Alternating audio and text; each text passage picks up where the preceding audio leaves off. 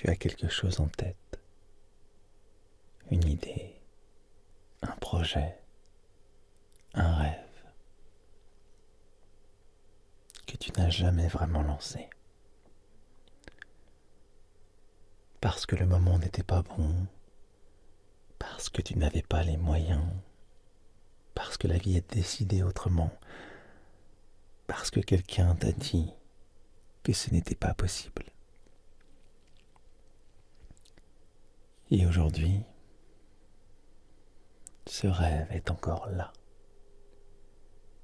quelque part, dans un tiroir, dans un fichier oublié, dans un coin de ta tête, que tu n'ouvres plus vraiment.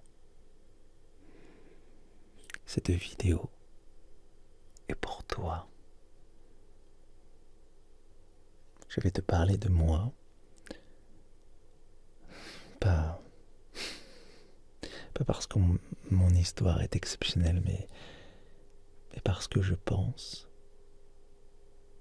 que tu vas te reconnaître dedans.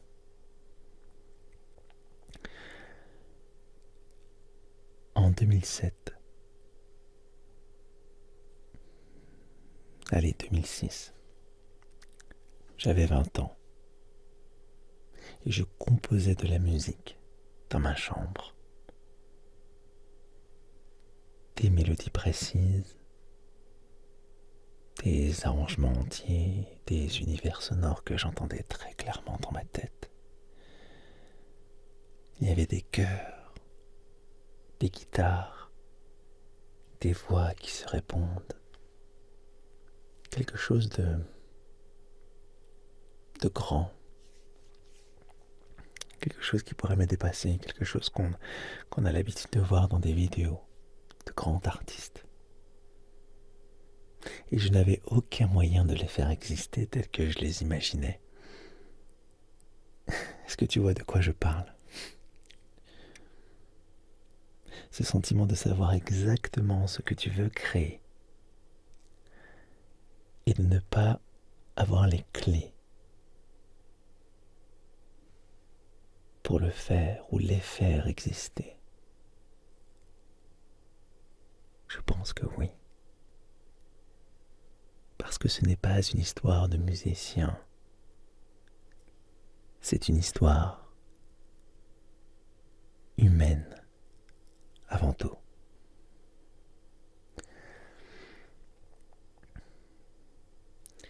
J'ai reçu un commentaire, même plusieurs commentaires sous ma dernière vidéo. Quelqu'un m'a dit, gentiment, et je le remercie, que j'étais trop dans le je, trop dans le moi, pas assez dans le nous.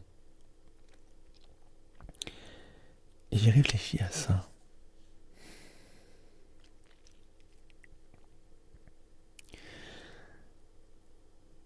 Parce que finalement, c'est une vraie question.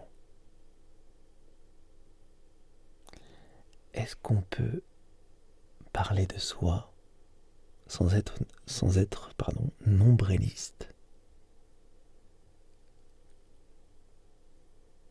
Est-ce qu'on peut raconter sa propre histoire et toucher les autres?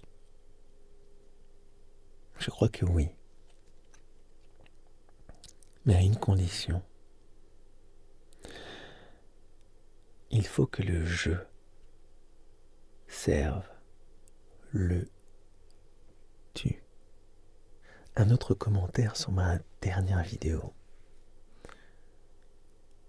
qui disait: la créativité et le talent brut disparaîtront avec l'IA.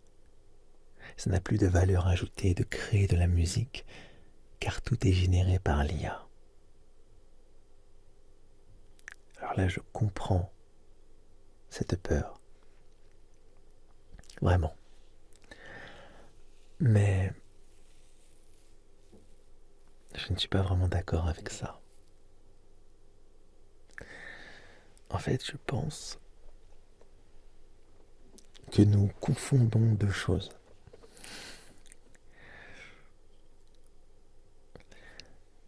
produire quelque chose, écrit quelque chose. L'IA peut produire, elle assemble ce qu'elle a appris, elle génère à partir de patterns, elle optimise, mais elle ne crée pas à partir d'une vie, d'un vécu, d'une douleur, d'une joie spécifique, d'un matin, du 9 juin avec un ciel jaune et lourd. Le talent, ce n'est pas juste produire quelque chose. C'est une sensibilité, un regard, une manière de ressentir et de transmettre. Et ça, une IA ne pourra jamais le remplacer.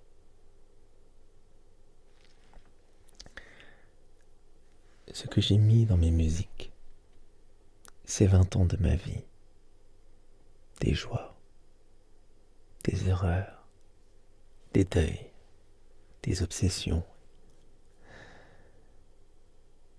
L'IA ne sait pas ce que c'est. Elle ne peut pas le savoir.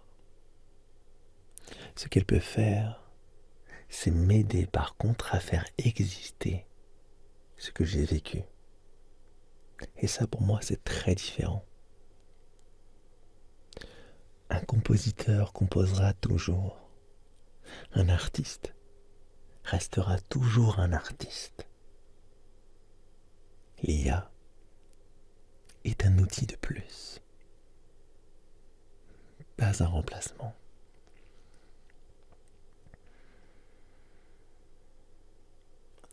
Et d'ailleurs, au contraire, dans un monde saturé de contenu généré automatiquement, ce qui est vraiment humain va prendre encore plus de valeur. Ça aussi, j'en suis certain. J'ai aussi un troisième commentaire. Celui-là, il me parlait de la qualité sonore. Alors, ça sonne comme une maquette préparatoire. Il n'y a pas de mixage. On entend des artefacts. C'est vrai. Et là, je ne vais pas dire le contraire. Ce n'est pas un produit studio ultra polish. Il y a des imperfections, des choses qu'un vrai ingénieur du son aurait corrigées.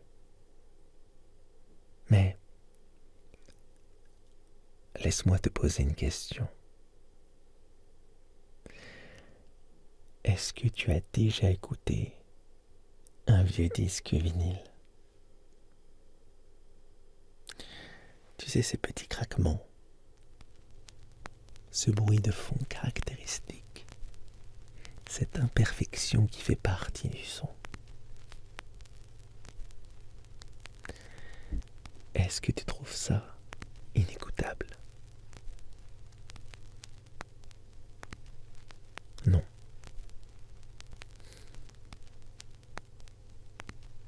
Tu trouves ça charmant? Tu trouves ça authentique? Certains l'achètent, même exprès pour retrouver ce son-là. Les premières cassettes avaient leurs défauts. Les premières bandes magnétiques avaient leur bruit de fond. Les premiers enregistrements numériques avaient leurs artefacts. Artefacts, c'est un mot que j'ai du mal à dire. Donc ils avaient leurs artefacts à eux. Et aujourd'hui, on appelle ça du vintage. On appelle ça du lo-fi. On appelle ça de l'authenticité. Chaque génération de création musicale a eu sa signature sonore, ses imperfections propres, sa façon imparfaite et unique de capturer un moment. Nous sommes en 2026 et nous sommes au tout début de la création musicale par IA. Ces artefacts que tu entends, dans 20 ans, ils auront peut-être le même charme que le craquement d'un vieux vinyle. La signature sonore d'une époque, d'un moment charnière dans l'histoire de la musique. Et mes démos de 2007 étaient truffés de défauts aussi, comme je l'ai dit, enregistrés dans ma chambre avec ce que j'avais. Et je le redis encore une fois, il vaut mieux ça que le néant. Au moins, il y a de la création.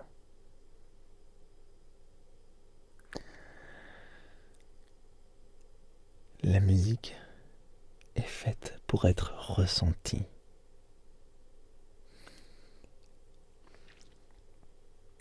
Et d'ailleurs, il y a une musique particulière dans l'album, celle qui compte le plus.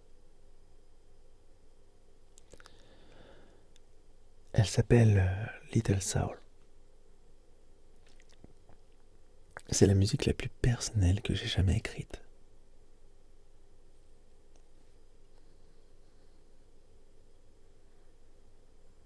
Elle parle d'un petit être qui n'a pas pu naître.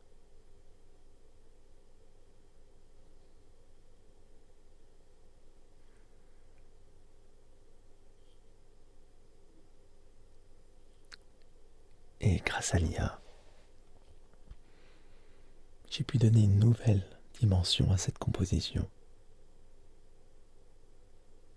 à ce texte, à ce pan de ma vie, et cette musique existe désormais ainsi. Concrètement, il y a une forme, une voix, une présence.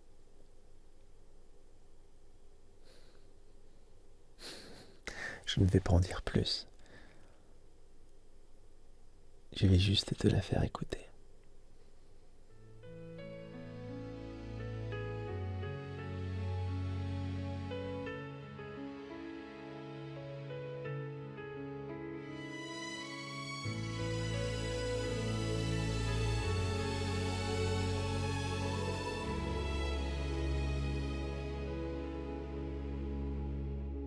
I see you growing, I picture you glowing, breaking all the rules your dad once set for you.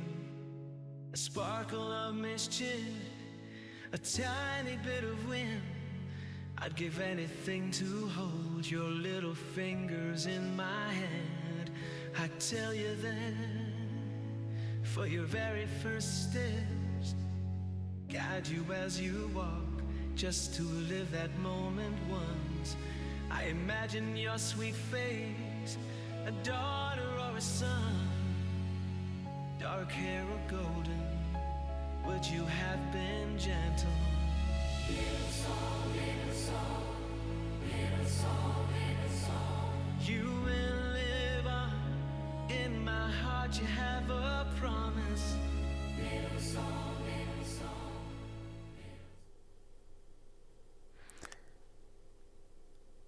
Voilà ce que l'IA m'a permis de faire exister.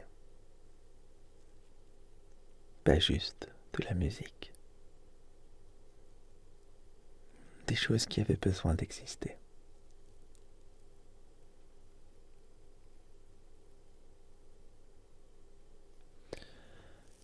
Alors je reviens à toi. Ce rêve dont je te parlais au début. Celui qui est dans un tiroir. dans un fichier oublié, dans un coin de ta tête. Je ne sais pas ce que c'est. Peut-être de la musique, peut-être de l'écriture, peut-être un projet que tu portes depuis des années, peut-être quelque chose de beaucoup plus intime. Mais je sais une chose, les outils ont changé.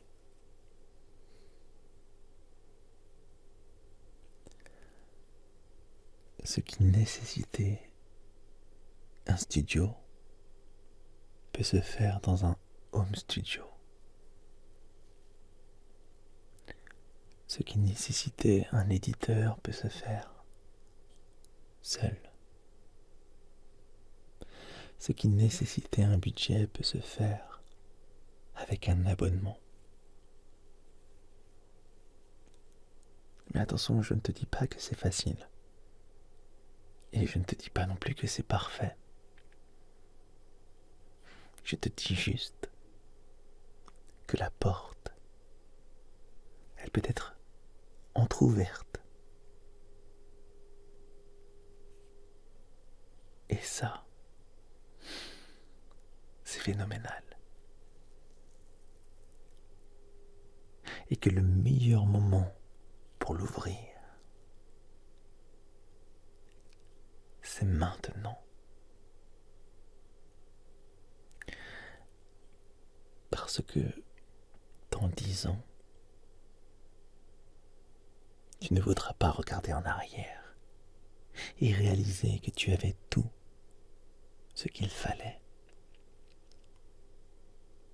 et que tu n'as pas essayé. Moi, j'ai essayé. Et le résultat s'appelle Opera of the Unreleased. J'ai du mal à le dire. Opera of the Unreleased.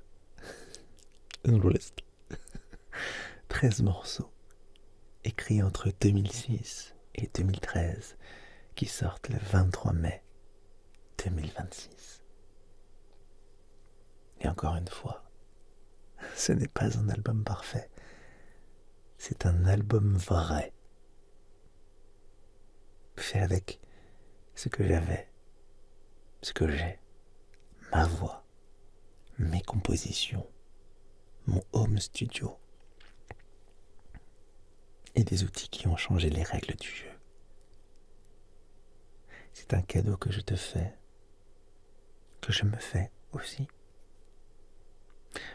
Le premier extrait de cet album sortira ce lundi 11 mai d'ailleurs, le jour des Saintes Glaces. Je trouvais cela ironique de le sortir ce jour-ci. Un projet qui est resté congelé durant 20 ans va enfin voir le jour. La musique se prénomme Angel. Et si tu veux comprendre d'où viennent ces musiques, je te laisse les autres vidéos. Mais surtout, j'espère que cette vidéo t'a donné envie de rouvrir ce tiroir. Le tiroir que tu as fermé depuis peut-être des années. Il y a une dernière chose. Le 23 mai 2026, c'est mon anniversaire.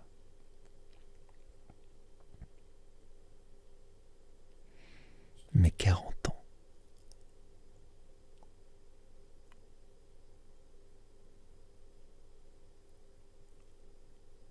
J'aurais pu attendre, trouver une meilleure date, un meilleur moment. Mais je crois qu'il n'y a jamais de meilleur moment. Il y a juste le moment où tu décides. À 40 ans, ces musiques existent enfin.